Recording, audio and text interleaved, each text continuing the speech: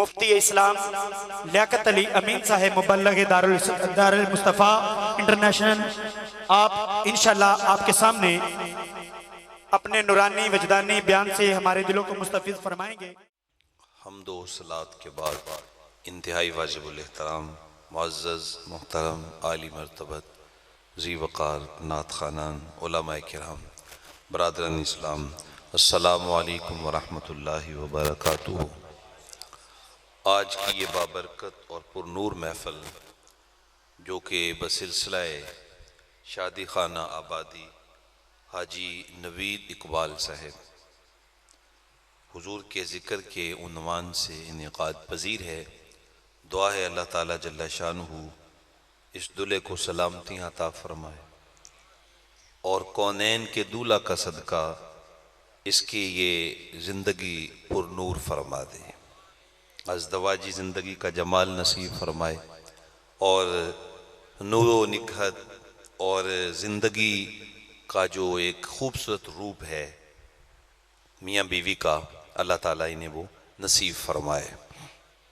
اور یقیناً جس شادی کا آغاز ہی میرے آقا کے ذکر سے ہو تو اس میں برکات بھی اترتی ہیں، اللہ کی تائید اور نصرت بھی نصیب ہوتی ہے اور آمنہ کے لال کی خوشنودی بھی نصیب ہوتی ہے۔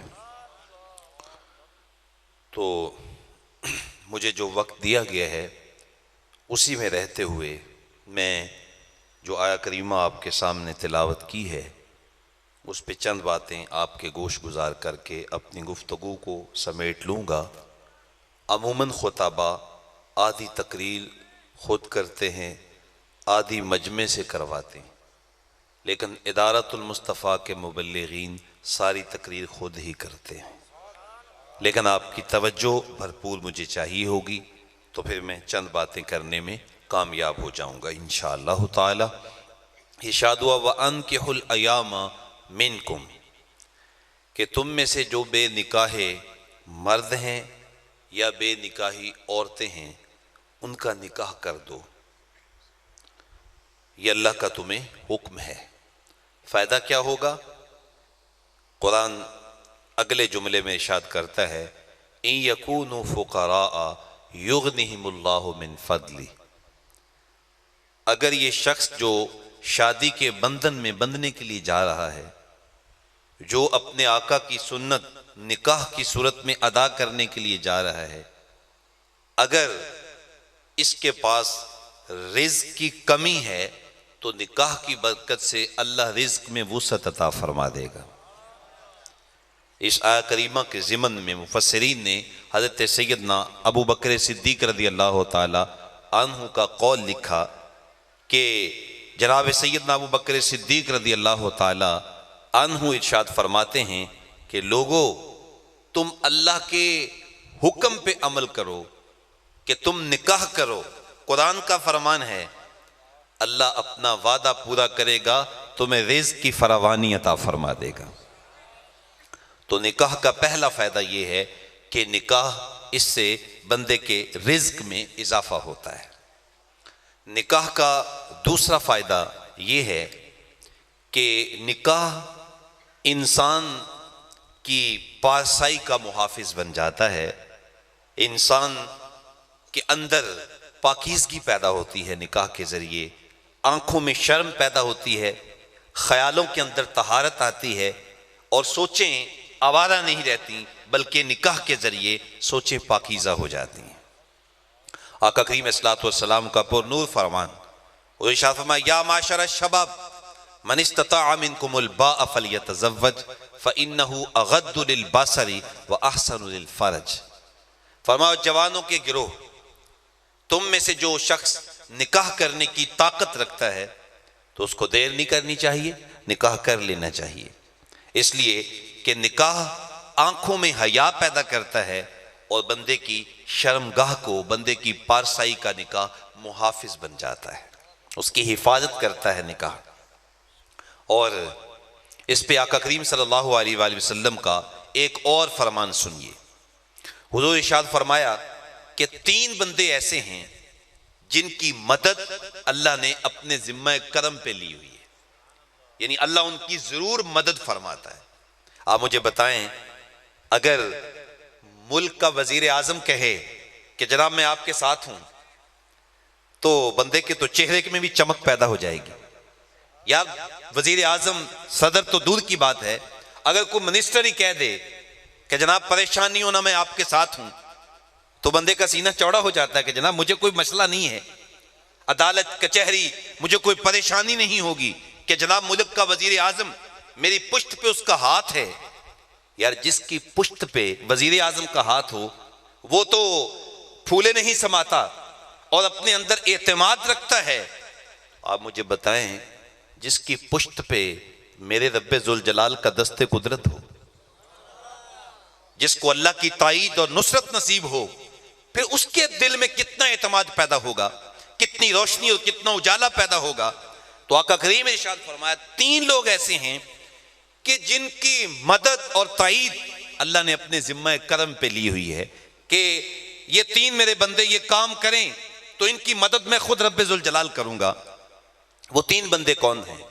آقا کریم فرمایا، ان میں سے ایک وہ شخص ہے جو نکاح اس لیے کرتا ہے کہ میری آنکھوں میں حیا پیدا ہو جائے، وہ نکاح اس لیے کرتا ہے کہ میں بدکاری سے بچ جاؤں، میں برائی سے بچ جاؤں۔ تو فرمایا جو برائی سے بچنے کی نیت سے نکاح کرتا ہے، اللہ اس کی مدد اور اس کی تائید اپنے ذمہ کرم پہ لے لیتا ہے۔ وہ خود فرماتا ہے کہ اس کی مدد میں خود کروں گا، چونکہ اس نے نکاح اس لیے کیا ہے کہ میری پارسائی کا نکاح محافظ بن جائے۔ تو نکاح کا دوسرا فائدہ یہ ہے کہ نکاح بندے کی پارسائی کا محافظ بنتا ہے، اور نکاح کے ذریعے انسان کی سوچیں وہ پاکیزہ ہو جاتی ہیں، اور خیالات کے اندر ایک روشنی اور نور پیدا ہو جاتا ہے جب انسان نکاح کرتا ہے۔ نکاح کا تیسرا فائدہ یہ ہے کہ اس کے ذریعے انسان کو اولاد کی نعمت نصیب ہوتی ہے۔ اس مقصد کے لیے نکاح کیا جاتا ہے۔ آقا کریم صلی اللہ علیہ وآلہ وسلم نے ارشاد فرمایا کہ تزوج الودود الولود، فرمایا ایسی خواتین سے نکاح کرو جو ٹوٹ کے محبت کرنے والی ہوں اور کثرت سے بچے جنم دینے والی ہوں۔ تو جب تمہارے بچے کثرت سے ہوں گے، جب تمہاری اولاد کثیر ہوگی، تو کل قیامت کے دن میں کثرت امت کی وجہ سے دیگر نبیوں پہ فخر کروں گا۔ تو اس کا مقصد حصول اولاد ہے، اور آپ جانتے ہیں اولاد انسان کی آنکھوں کی ٹھنڈک ہے، انسان کے دل کا قرار اور چین ہے اولاد۔ اور جب انسان سارے دن کا تھکا ماندہ کام کاج سے، مشقت سے تھکا ہوا جب گھر میں آتا ہے، پھولوں کی طرح جب بچے مہک رہے ہوتے ہیں، اور کلیوں کی طرح جب بیٹیاں مسکرا کے اپنی باہیں پھیلا کے اپنے ابا کا استقبال کرتی ہیں، تو پھر ساری تھکن ہی اتر جاتی ہے۔ اور پھر جب انسان اس دنیا سے چلا جاتا ہے، تو اگر نیک اولاد ہو تو پھر وہ اس کے لیے صدقہ جاریہ بن جاتی ہے، اس کے لیے اچھائی کا ذریعہ بن جاتی۔ تو نکاح کا تیسرا مقصد یہ ہے کہ اس سے انسان کو اولاد کی نعمت نصیب ہوتی ہے۔ نکاح کے مقاصد میں سے ایک مقصد جو ہے وہ یہ ہے کہ نکاح کے ذریعے انسان ایک عملاً کسی کے لیے جینے کا ایک آغاز کرتا ہے۔ ہمیں یہ حکم دیا گیا ہے کہ ہم لوگوں کی خدمت اپنی زندگی کا شعار بنائیں اور لوگوں کا فائدہ کریں، اللہ کی مخلوقات کو اپنے ذریعے ہم اچھائی پہنچائیں۔ یہ ہمیں اس چیز کا حکم دیا گیا ہے۔ انسان تو انسان رہے، اگر ہم کسی جانور کے ساتھ بھی نیکی کرتے ہیں تو اللہ اس پہ بھی اجر عطا فرماتا، اور ہم کسی جانور کی خدمت بھی کرتے ہیں تو اللہ تعالیٰ ہمیں اس پہ بھی اجر دیتا ہے۔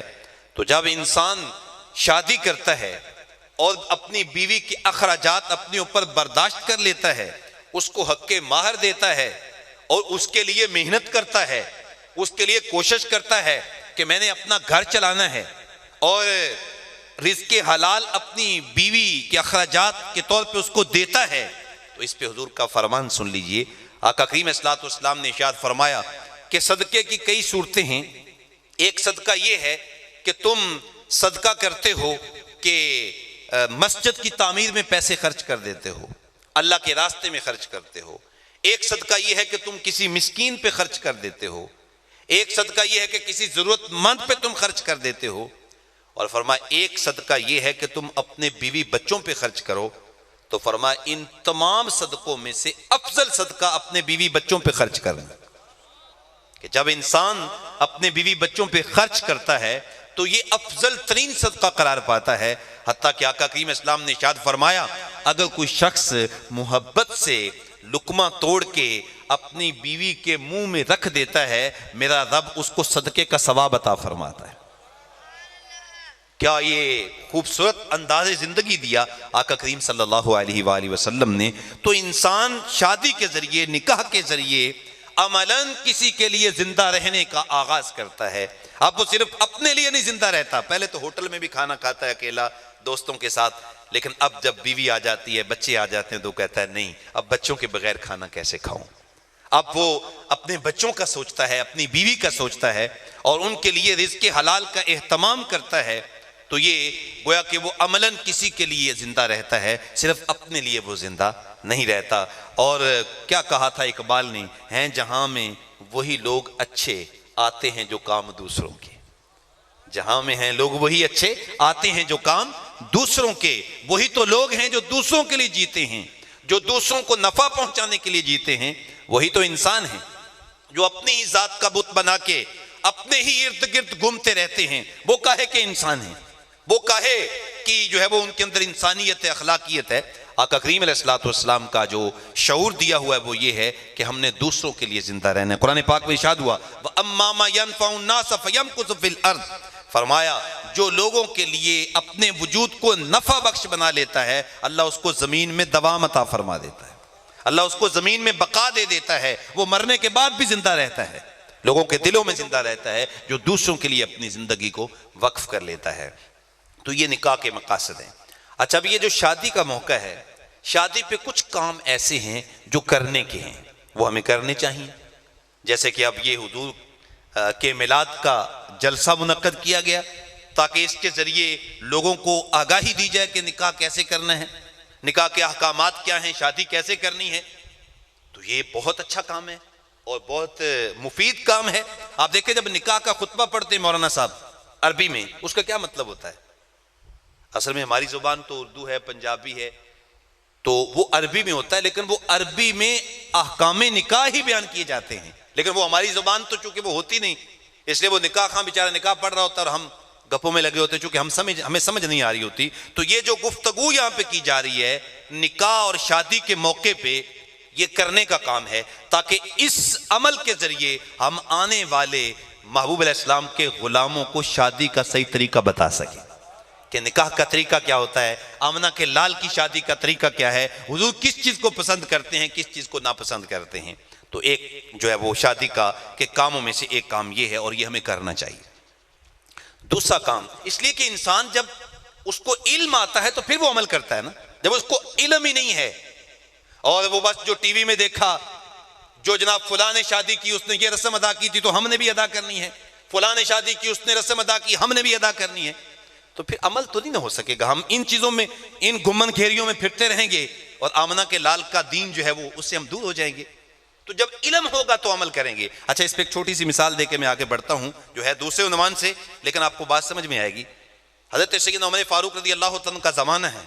وہ کیسا دور تھا کہ اسلام جو ہے وہ مدینہ طیبہ میں نافذ تھا اور لوگ اسلام کے مطابق زندگیاں گزار رہے تھے، آقا کریم اسلام نے جو شعور دیا تھا اس کے مطابق.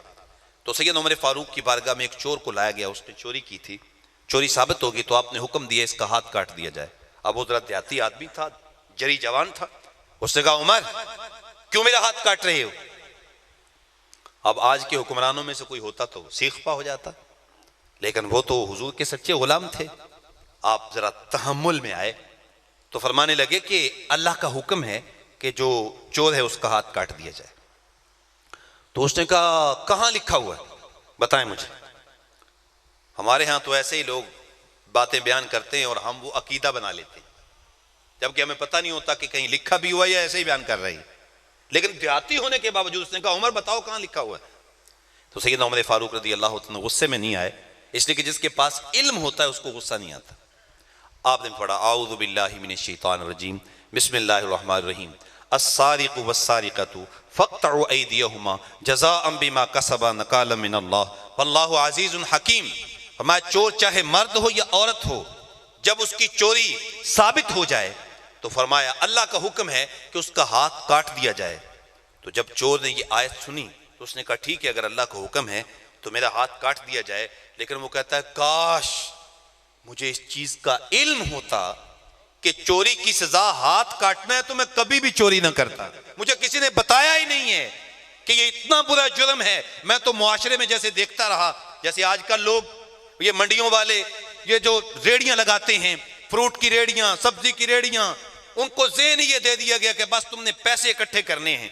उनको ये ज़ेन ही नहीं दिया गया झूठ बोलोगे तो क्या नुकसान होगा, धोखा करोगे तो क्या नुकसान होगा। तो उनको बताया ही नहीं गया। तो जब बताया नहीं गया तो वो बेचारे अमल कैसे करें। तो इसलिए उसने कहा मुझे किसी ने बताया ही नहीं है, काश कि मुझे को बता देता तो मैं कभी भी चोरी ना करता। मालूम हुआ जब इल्म आता है तो इंसान फिर अमल करता है, इसलिए ये होना चाहिए। दूसरा, आका करीम सल्लल्लाहु अलैहि वसल्लम ने जो फरमाया, हुजूर फरमाया आलिनु हाज़न निकाह, निकाह का ऐलान करना चाहिए। जब किसी का निकाह हो उसका ऐलान होना चाहिए। जाहिर है दुल्हा दुल्हन उस घर में दाखिल भी होंगे, निकलेंगे भी, तो लोगों को पता होना चाहिए कि कोई गैर बंदा नहीं है, इसकी इस घर में शादी हुई है। पूरे मोहल्ले को पता होना चाहिए। ये नहीं है कि बैठक में बैठ के दो चार आदमी निकाह खां को बुला के वहीं पे निकाह कर रहे हैं, किसी को पता भी न चले। ये हुजूर का फरमान है आलिनु हाज़न निकाह, निकाह का ऐलान करो। और फिर अगले जुमले में हुजूर ने उसका बेहतरीन तरीका इरशाद फरमाया वन अक़ीदु फिल मसाजिद, उसको मस्जिद में मुनक्कद करो। जब निकाह मस्जिद में मुनक्कद होगा तो हर एक को पता चल जाएगा कि फलां की बेटी का फलां के साथ निकाह हो गया है। और जब मस्जिद में निकाह होगा तो उसके बहुत सारे फवायद में से एक फायदा यह भी होगा कि अल्लाह के घर की रौनक बढ़ेगी, अल्लाह का घर आबाद होगा। जब अल्लाह का घर आबाद होगा तो अल्लाह इस दुल्हा और दुल्हन का घर आबाद फरमा देगा, क्योंकि घर तो अल्लाह ने आबाद करना है ना। और अल्लाह के घर की रौनक दुबाला होगी। इस तरीका से अल्लाह ताला जल्ला शानहू की रजा नसीब होगी। आज भी ईसाई जब निकाह होता है उनका तो वो चर्च में दुल्हा दुल्हन आते हैं।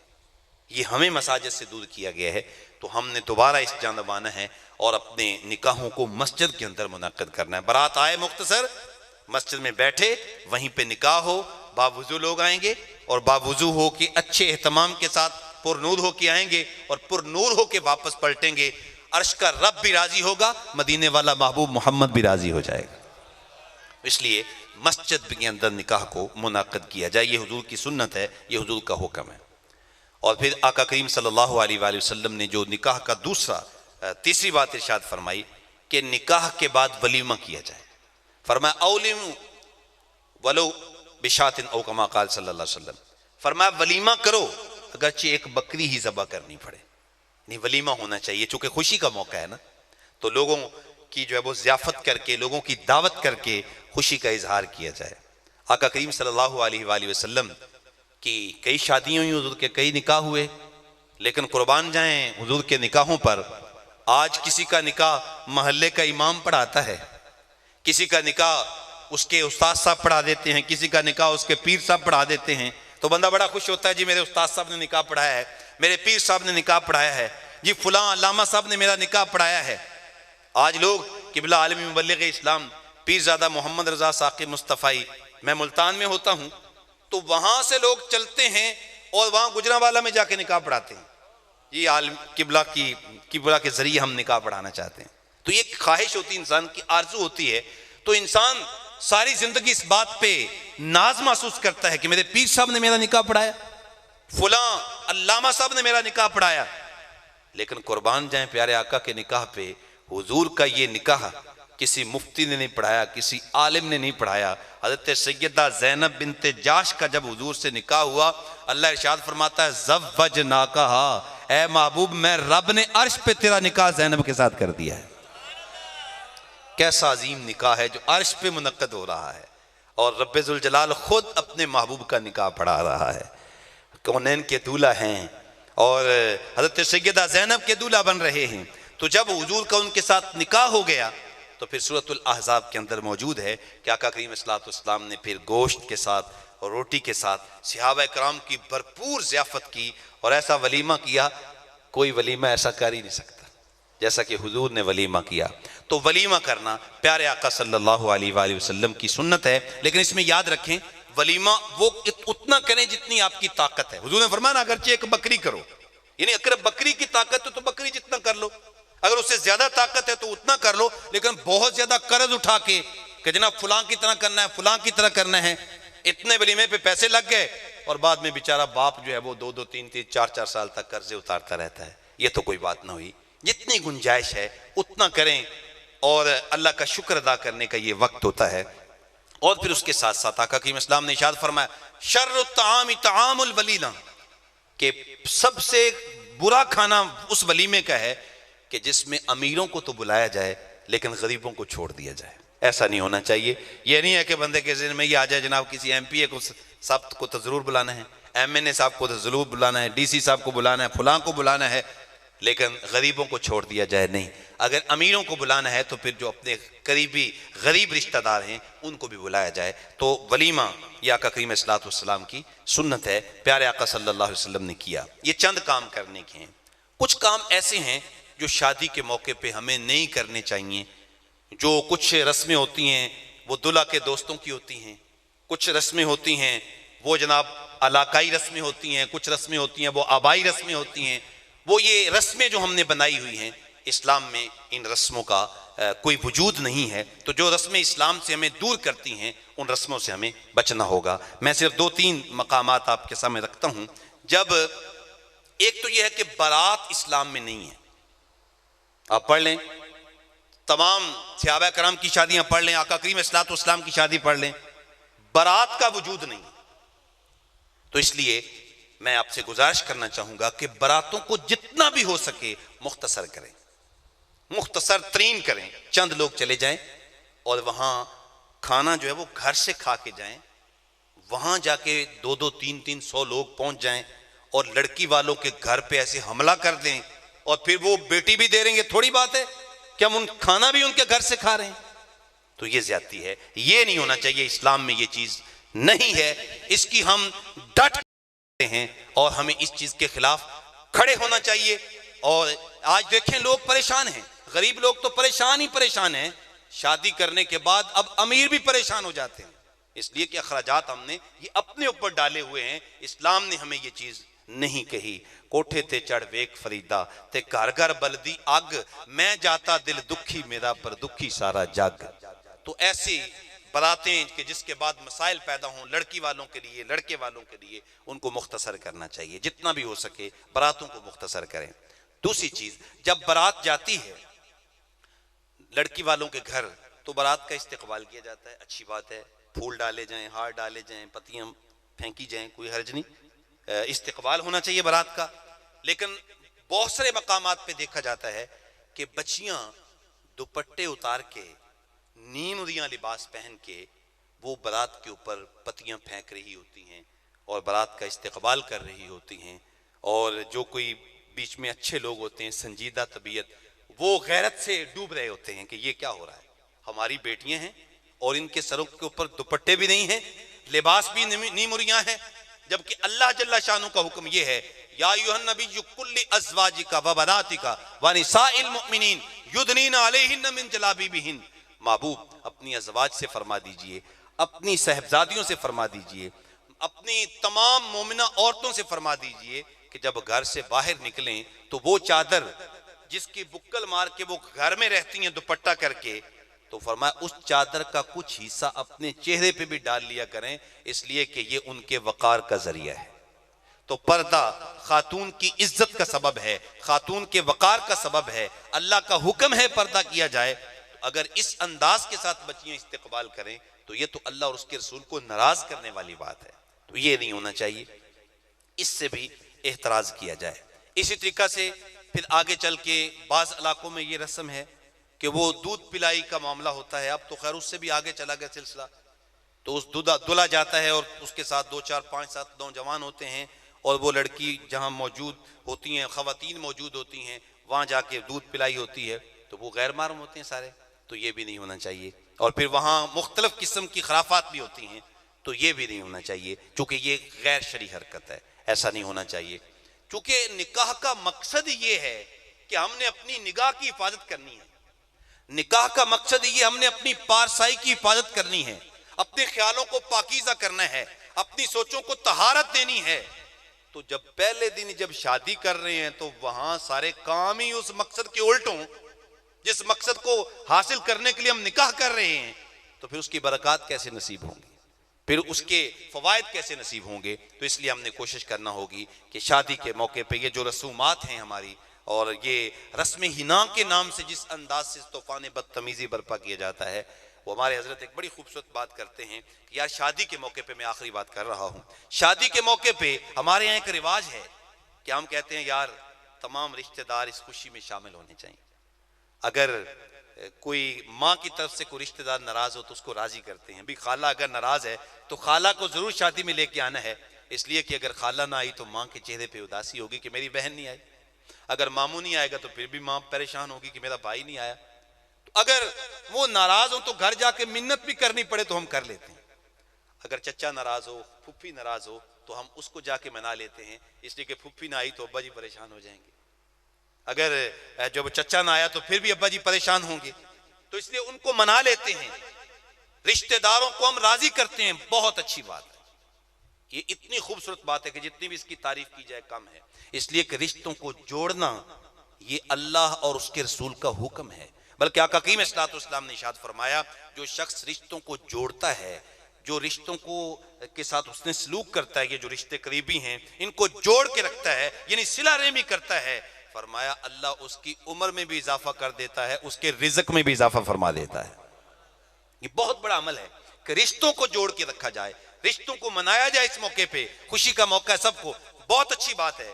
لیکن آپ مجھے بتائیں، رسم ہنا کے نام پہ ہم جو وہ بے حیائی کا ارتکاب کر کے، اور برات کے موقع پہ جو کچھ رسمیں ہوتی ہیں ان کا انداز اختیار کر کے، فوش قسم کے گانے چلا کے اور بے پردگی کا اظہار کر کے ہم باقی سب کو راضی کر لیں، اور جس نے یہ خوشی دی ہے، جس نے یہ نعمت دی ہے، اس عرش کے رب کو ناراض کر لیں. اس کا بھی تو سوچیں نا کہ کہیں وہ ناراض نہ ہو جائے. آمنہ کے لال کو ناراض کر لیں. بھئی باقی ساری چیزیں بعد میں ہیں، باقی رشتے بعد میں ہیں. سب سے پہلے عرش کے رب کو راضی کرنا ہے، مدینے والے محبوب محمد کو راضی کرنا ہے. بس پھر دیکھیے پھر زندگی کتنی پر نور ہو جاتی ہے. آئیے میں جو چند باتیں کر سکا ہوں، اللہ تعالیٰ جل شانہ مجھے آپ کو اس پہ عمل کی توفیق عطا فرمائے. اب چونکہ یہ شادی نکاح کا موقع ہے تو ایک شعر میں چاہتا ہوں کہ ذرا محبت سے ہم پڑھ لیں تاکہ ایک خوشی کا اظہار ہو جائے. اب تھوڑی سی اس کی آواز ایکو دے دیجئے گا، تو اگر آپ میرے ساتھ مل کے پڑھ لیں گے تو انشاءاللہ مل کے نعت پڑھنا حضور کے صحابہ اہل مدینہ کی سنت ہے. اس لیے پڑھیں گے.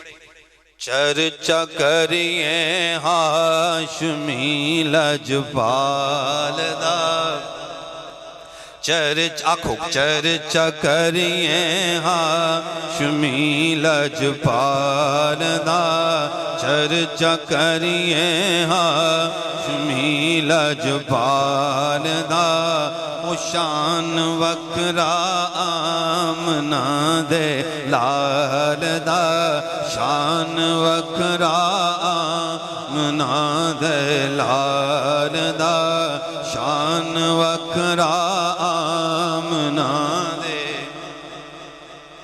آمنہ دے لال دا، لال دا او لال دا، شان وکرا آمنہ دے لال دا. ایک مرتبہ ذرا اونچی سبحان اللہ بھی کہیں.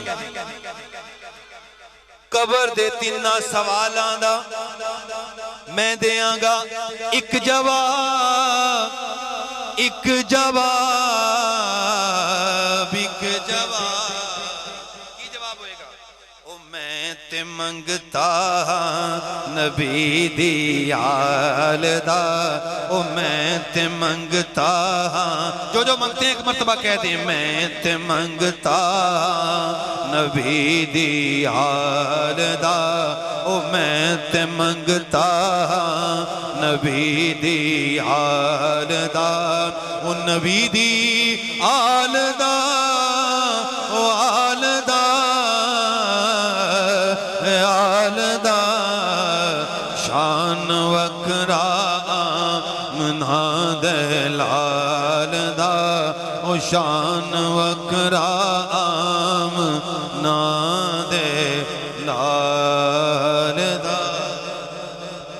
اللہ تعالیٰ جل شانہ آقا کریم صلی اللہ علیہ وسلم کے پر نور ذکر کا صدقہ اس شادی کو خانہ آبادی فرمائے، اور یہ شادی، یہ نکاح اس خاندان کے لیے بہتریوں، رحمتوں، کرم نوازیوں کا باعث بن جائے، اور آقا کریم صلی اللہ علیہ وسلم کے قرب کا باعث بن جائے۔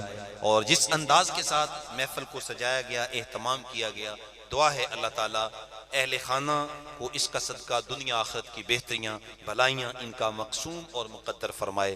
کار ما آخر شدو آخر سے ما کار نشد، مشت خاک ما غبار کوچائے یار نشد، و آخر دعوانا الحمدللہ رب العالمین۔